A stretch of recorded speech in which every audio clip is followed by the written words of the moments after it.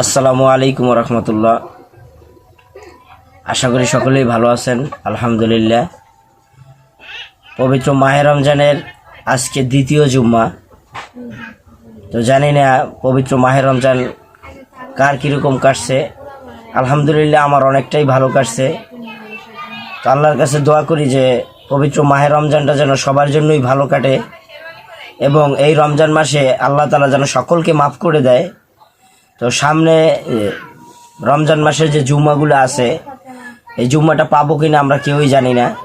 তো সকলের জন্য দোয়া করবেন, আর আমার জন্য বিশেষ করে দোয়া করবেন। আমি অনেক দিন যাবত আপনাদের মাঝে অনুপস্থিত ছিলাম, এখন থেকে আবার কন্টিনিউ আপনাদের মাঝে যোগদান করার চিন্তা ভাবনা করছি।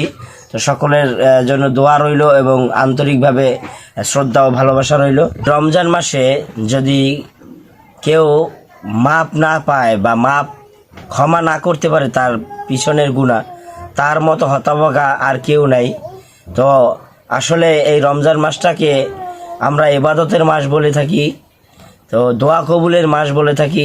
তো ইনশাআল্লাহ সকলেই বেশি বেশি দোয়া করবে এবং বেশি বেশি আমল করার চেষ্টা করব।